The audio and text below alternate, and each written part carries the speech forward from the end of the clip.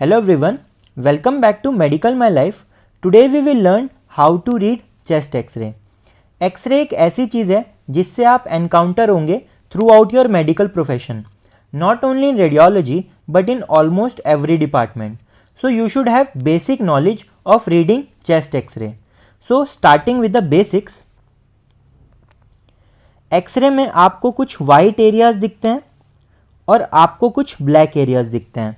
जो हमारे white areas होते हैं उनको हम बोलते हैं एरिया ऑफ ओपेसिटी और जो हमारे ब्लैक एरियाज होते हैं उनको हम बोलते हैं एरिया ऑफ ल्यूसेंसी. अब ऐसा क्यों होता है? देखिए, जो हमारी एक्सरे बीम होती है वो बॉडी के थ्रू पास करती है through different structures, for example bones, heart, lung, और इन सारे स्ट्रक्चर की डेंसिटी अलग अलग है. तो जो हमारे एक्सरे बीम होती है वो dense structure, for example bone, इससे इजीली पास नहीं हो पाती. इस वजह से ये वाले स्ट्रक्चर हमें वाइट अपीयर होते हैं. और फॉर एग्जांपल लंग्स हमारे डेंस नहीं होते हैं बिकॉज इनमें एयर फिल्ड अप होती है. यहाँ से एक्सरे बीम इजीली पास हो जाती है तो हमारे लंग्स कैसे दिखते हैं? ब्लैक अपीयर होते हैं. Next is always assume that the patient is facing you. Reason क्या है इसका? Right side of chest x ray is to your left and left side of chest x ray is to your right. तो देखिए,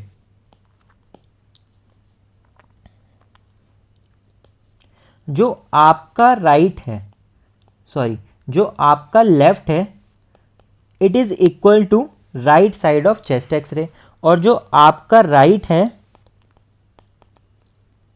it is equal to left side of chest x ray.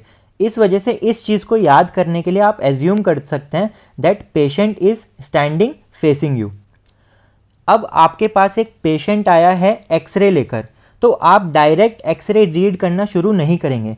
सबसे पहले आप क्या चीज़ कंफर्म करेंगे? Patient name, when it was taken, why it was requested and in it which view it is. For example देखिए, x ray में ये सारी चीज़ें मेंशन होती है. Name of patient, age, gender, unique ID number, date, time, और यहाँ पर ये भी मेंशन है ये कौन सा एक्सरे है. तो देखिए, अब जो आपका हमारा थर्ड पॉइंट था, देखिए थर्ड पॉइंट क्या था? Why it was requested. ये आपको एक्सरे फिल्म से नहीं पता चल पाएगा, तो ये आपको प्रेस्क्रिप्शन से पता चलेगा. पेशेंट के पास प्रेस्क्रिप्शन होगा, उससे पता चलेगा, या आप डायरेक्टली पेशेंट से पूछ सकते हैं कि आप क्या प्रॉब्लम लेके आए थे. नेक्स्ट इज, आपके पास जो एक्सरे होगा उसकी आपको क्वालिटी चेक करनी है. तो क्वालिटी चेक करने के लिए हमारे पास 3 पैरामीटर हैं. सबसे पहला है rotation, next is inspiration, and third is exposure. अब मैं आपको इन तीनों को डिटेल में समझाऊंगा. देखिए, एक्सरे की क्वालिटी चेक करने के लिए सबसे पहले हम देखेंगे रोटेशन. What is rotation? जो हमारी एक्सरे फिल्म होती है उसके सामने पेशेंट स्ट्रेट खड़ा होता है. अगर पेशेंट राइट साइड या लेफ्ट साइड टर्न कर गया तो एक्सरे रोटेट हो जाएगा, उसको हम बोलते हैं रोटेशन. अब ये पता करने के लिए कि हमारा एक्सरे वेल सेंटर्ड है या नहीं, क्या करेंगे हम? देखिए, यहाँ पर है हमारे spinous process and these are clavicle. तो क्लैविकल का लेटरल बॉर्डर और स्पाइनस प्रोसेस के बीच में डिस्टेंस देखेंगे. तो जो राइट साइड और लेफ्ट साइड की क्लैविकल और स्पाइनस प्रोसेस के बीच में डिस्टेंस है, अगर वो इक्वल होगा, इसका मतलब ये जो हमारा एक्सरे है this is well centred x ray.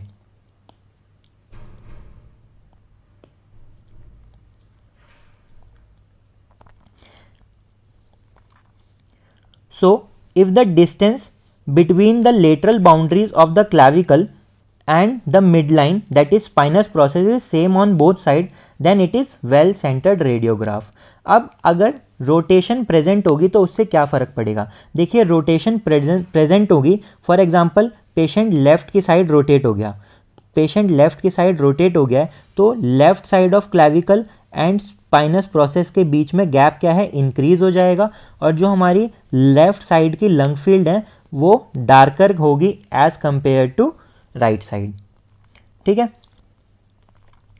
Next is exposure. देखिए, एक्सपोजर मतलब जो हमारी एक्सरे बीम है वो एडिक्वेट है या नहीं है। एक्सपोजर चेक करने के लिए आपको फोकस करना है लोअर थोरैसिक वर्टिब्रा पर। तो लोअर थोरैसिक वर्टिब्रे के जो मार्जिन्स हैं आप देख सकते हैं ये हमें बेयरली विजिबल हो रहे हैं, क्लियरली विजिबल नहीं हो रहे हैं। तो एक्सरे में अगर आपको लोअर थोरैसिक वर्टिब्रे के मार्जिन्स बेयरली विजिबल हैं, इसका मतलब ये एक्सरे एडिक्वेट एक्सपोजर का है, ये एक्सरे हमारा बिल्कुल करेक्ट है। अगर ये हमारे मार्जिन्स क्लियरली विजिबल होंगे that means this x ray is hyper exposed, और अगर ये मार्जिन्स हमें विजिबल नहीं होंगे that means this x ray is hypo exposed.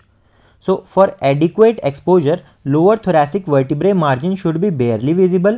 If clearly visible, then it is hyperexposed, and if not visible, it is hypoexposed. Next हम quality check कैसे करेंगे? Third point is inspiration.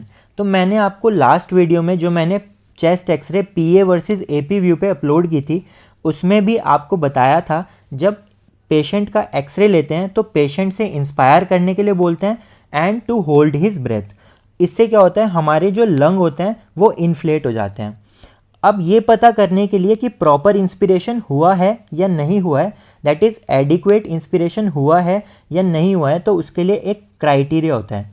So criteria क्या है? You should be able to see 5 to 6 anterior ends of rib and 8 to 10 posterior ends of rib above the diaphragm.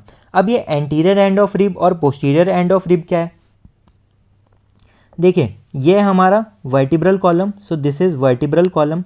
Vertebral column से निकलती हैं हमारी ribs और जाती हैं एंटीरियरली। तो आप देख सकते हैं वर्टिब्रल कॉलम से हमारी रिब्स निकल रही हैं और जा रही हैं एंटीरियरली। तो ये वाला जो पार्ट होता है हमारे रिब्स का वो होता है पोस्टीरियर एंड, और ये जो आगे वाला पार्ट होता है दिस इज़ एंटीरियर एंड। तो एडिक्वेट इंस्पिरेशन के लिए हमें 5 to 6 एंटीरियर एंड विजिबल होने चाहिए और 8 to 10 पोस्टीरियर एंड विजिबल होने चाहिए रिब्स के अबव द डायफ्राम। तो चलिए काउंट करते हैं इस एक्सरे में।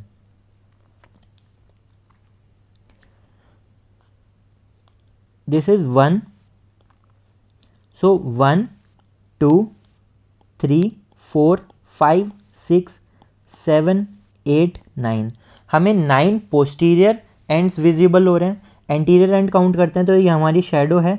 This is 1, this is 2, this is 3 4 5 6 7। तो हमें एंटीरियर एंड्स भी विजिबल हो रहे हैं more than 5 6 and 8 to 10 posterior ends भी विजिबल हो रहे हैं। इसका मतलब ये जो हमारा एक्सरे है this is adequate inspiration. So quality check करने के लिए आपको 3 चीज़ें चेक करनी है, rotation, exposure and inspiration. After checking the quality of x ray let's learn how to interpret normal chest x ray. तो अगर आप एक चेस्ट एक्सरे देख रहे हैं, for example this chest x ray, यहाँ पर हमें एक पैथोलॉजी दिख रही है। There is no need to directly jump on this pathology, instead you should read chest x ray step by step before coming to any conclusion. और एक्सरे पढ़ने के लिए आपको कोई न्यूमोनिक याद करने की ज़रूरत नहीं है। You have to approach, either reading the chest x ray from inside out और from outside to inside. Here I am using inside out approach.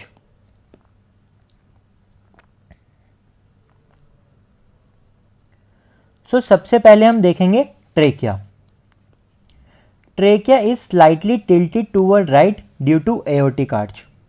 तो चलिए देखते हैं हम अपने एक्सरे में। यह है हमारी trachea and trachea divides into right and left main bronchus. और जो हमारी ट्रेकिया होती है it is in mid line और slightly tilted toward right side due to aortic arch. तो यहाँ पे जो हमारी एओर्टा होती है वो ट्रेकिया को स्लाइटली राइट की तरफ टिल्ट कर देती है। सो ट्रेकिया में आप क्या देखेंगे? ट्रेकिया की पोजीशन, फॉरेन बॉडी और mass in trachea. Next is heart size. Heart size is measured by cardiothoracic ratio. ये कार्डियोथोरैसिक रेशियो क्या होती है? देखिए, cardiac diameter divided by thoracic diameter, so C/T। PA view में अगर ये रेशियो हमारा 0.5 से कम है then it is normal heart size. अगर ये 0.5 से 0.55 के बीच में है then it is border line, और अगर ये 0.5 या फिर 0.5 से बड़ा है देन इट इज़ एबनॉर्मल। लेकिन अगर हम बात करें हमारे एपी व्यू में, तो हमें पता है एपी व्यू में हमें क्या मिलती है, फॉल्स कार्डियोमेगेली। फॉल्स कार्डियोमेगेली है तो ये रेशियो का कट ऑफ कितना हो जाता है, लेस देन 0.6, तो नॉर्मल होगी। अगर मोर देन 0.6 या फिर इक्वल टू 0.6 होगा तो वो क्या होगा, एबनॉर्मल। तो आप यहां पर देख सकते हैं दिस इज फॉल्स कार्डियोमेगेली। तो अभी तक हमने क्या देख लिया है, ट्रेकिया देख लिया है और हमारा हार्ट साइज देख लिया है। Now we will look for mediastinal की मार्किंग्स। तो मीडियास्टिनम की मार्किंग्स देखेंगे। मीडियास्टिनम की मार्किंग्स देखने से पहले मैं आपको समझाना चाहता हूँ। देखिए जो हमारा हार्ट होता है, ये हमारा हार्ट है, हार्ट में हमारा right atrium, right ventricle, left atrium और लेफ्ट वेंट्रिकल होता है। तो यहाँ पर है हमारा राइट एट्रियम, यहाँ पर है हमारा लेफ्ट एट्रियम, ये है हमारा एंटीरियरली। एंटीरियरली क्या होता है हमारा राइट वेंट्रिकल, और लेफ्ट की साइड क्या होता है हमारा लेफ्ट वेंट्रिकल। तो जो हमारा right side of heart border है, राइट हार्ट बॉर्डर कौन बनाता है, राइट एट्रियम, और लेफ्ट हार्ट बॉर्डर कौन बनाता है, left ventricle and small part of left atrium. This is, इसको हम क्या बोलते हैं, एट्रियल अपेंडाज। एट्रियल अपेंडाज बोलते हैं इसको। बिकॉज हमारा हार्ट राइट लेफ्ट की तरफ टिल्ट होता है, इस वजह से जो हमारा राइट वेंट्रिकल है वो कहाँ होता है, एंटीरियरली फेस करता है। होपफुली आपको ये चीज़ क्लियर हो गई है। देखिए तो अब हमें मीडियास्टिनम की मार्किंग्स करनी है। यहाँ पर क्या है हमारा राइट एट्रियम, राइट एट्रियम है। राइट एट्रियम में ब्लड कौन डाल रहा है, superior vena cava and inferior vena cava. तो जो हमारी राइट मीडियास्टिनल मार्किंग है उसमें क्या है, superior vena cava, right atrium and inferior vena cava. तो यहां पर आ गई हमारी superior vena cava, this is right atrium and this is inferior vena cava.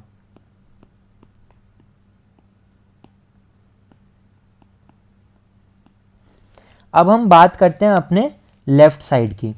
तो लेफ्ट साइड में क्या है हमारा, लेफ्ट वेंट्रिकल है। तो यहाँ पर है हमारा लेफ्ट वेंट्रिकल, ठीक है, ये है हमारा लेफ्ट वेंट्रिकल। लेफ्ट वेंट्रिकल के ऊपर क्या है हमारा, लेफ्ट एट्रियम। लेफ्ट एट्रियम में क्या एंटर कर रही है हमारी, पल्मनरी ट्रंक, और लेफ्ट, और यहाँ पर थी हमारी एओर्टा जो हमारी ट्रेकिया को क्या कर रही थी, राइट की तरफ टिल्ट कर रही थी। तो जो हमारी ट्रेकिया राइट की तरफ टिल्ट थी ड्यू टू एओर्टा। तो अब हम समझते हैं हमारे लेफ्ट साइड के मीडियास्टिनम की मार्किंग्स को।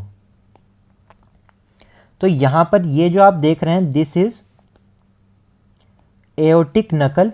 उसके बाद आती है हमारी main pulmonary artery trunk, left atrial appendage and left ventricle. तो यहां पर आ गया हमारा एओर्टिक नकल, पल्मनरी आर्टरी, ये है atrial appendage and left ventricle. तो आपको मीडियास्टिनल की मार्किंग्स क्लियर हो गई होंगी।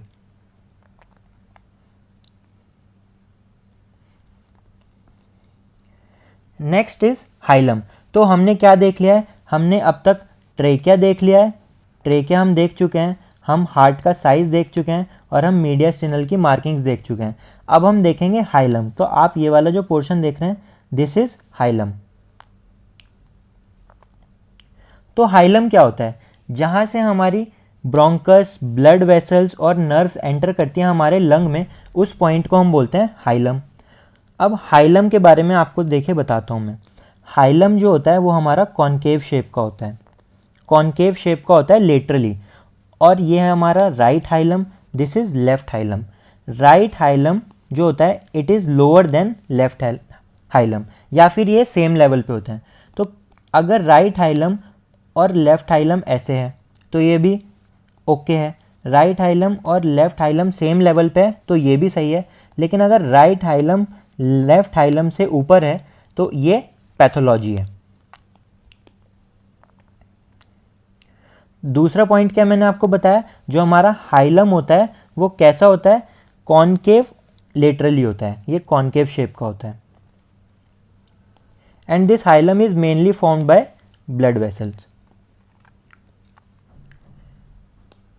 So left hilum is higher than the right hilum and it can be at same level and hilum is concave laterally. Next is diaphragm. Diaphragm बहुत easy है। देखिए diaphragm में right dome of diaphragm होता है and left dome of diaphragm होता है। अब जो हमारा left dome of diaphragm होता है वो lower होता है। तो अगर आपसे क्वेश्चन पूछा जाता है left dome of diaphragm lower क्यों होता है, आपको ये नहीं बोलना है, liver नहीं बोलना है, liver को आपके सेंटेंस में आना ही नहीं चाहिए। आपको बोलना है जो हमारा लेफ्ट डोम ऑफ डायफ्राम होता है वो राइट डोम से नीचे होता है। क्यों? Because left dome of diaphragm पे हार्ट रखा हुआ होता है। So due to weight of heart left dome of diaphragm is lower as compare to right dome of diaphragm. इसके बाद आप यहाँ पर जो देख रहे हैं दिस इज स्टमक बबल। जो हमारे स्टमक का फंडस रीजन होता है वहाँ पर गैस होती है and that appear as stomach bubble and it is normal finding. Diaphragm और स्टमक बबल देखने के बाद आप चेक करेंगे costophrenic angle and cardiophrenic angle. Costophrenic angle क्या होता है, कार्डियोफ्रेनिक एंगल क्या होता है, ये देखते हैं। कॉस्टोफ्रेनिक एंगल चेस्ट वॉल और डायफ्राम के बीच में जो एंगल होगा दैट इज कॉस्टोफ्रेनिक एंगल और ये दोनों साइड होगा। एंड हार्ट और डायफ्राम के बीच में जो एंगल होगा दिट इज कार्डियोफ्रेनिक एंगल। अब इसकी इंपॉर्टेंस क्या है, फॉर एग्जांपल यहाँ पर हमारा क्या हो गया है, प्लूरल एफ्यूजन हो गया है। प्लूरल एफ्यूजन हमें बेस ऑफ लंग्स में मिलता है, तो ये जो एंगल हैं इनकी क्या हो जाएगी, ब्लंटिंग हो जाएगी। ब्लंटिंग मतलब क्या होता है, ये लूज कर देंगे अपने शार्प एजिस को। सो कॉस्टोफ्रेनिक क्या होता है, point at which chest wall and diaphragm meet, loss of sharp angle that is blunting is usually caused by pleural effusion. तो आप जैसे इस एक्सरे में देख सकते हैं यहाँ पर हमारी ब्लंटिंग हो चुकी है ड्यू टू प्लूरल एफ्यूजन। इसके बाद आप क्या करेंगे, you will follow chest wall on both the sides and compare both the sides, compare both lungs and look for any pathology. तो आपने सबसे पहले ट्रेकिया देखी, आपने सबसे पहले ट्रेकिया देखी, उसके बाद आपने हार्ट का साइज़ देखा है, उसके बाद आपने मीडियास्टेनम के बॉर्डर्स देखे, then diaphragm angles costophrenic and cardiophrenic angle, then आप ट्रेस करेंगे चेस्ट वॉल को up to top, right side और लेफ्ट साइड दोनों को ट्रेस करेंगे और कंपेयर करेंगे। उसके बाद आप लंग फील्ड को कंपेयर करेंगे राइट साइड और लेफ्ट साइड की, और फाइनली आप क्या देखेंगे, बोन्स को देखेंगे। तो बोन्स में आपकी क्या आ जाएंगी, क्लैविकल्स आ जाएंगी, रिब्स आ जाएंगी और क्या आ जाएंगी, हमारी यहाँ पर स्कैपुला होगी। तो फाइनली आपका चेस्ट एक्सरे कंप्लीट हो जाएगा। So we have completed all the steps that how to interpret normal chest x ray. Maybe आपको एक लेंदी प्रोसीजर लग रहा होगा, बट बिलीव मी जैसे जैसे आपको एक्सरे रीड करने का एक्सपीरियंस होगा आप ये सारे पॉइंट्स सेकेंड्स में कवर कर लेंगे। सो गाइज़, अगर आपको ये वीडियो हेल्पफुल लगती है तो प्लीज़ इसको शेयर कीजिए, और अगर आप मेरे चैनल पर नए हैं तो सपोर्ट करने के लिए चैनल को सब्सक्राइब कर देना। थैंक यू सो मच, मिलते हैं नेक्स्ट वीडियो में।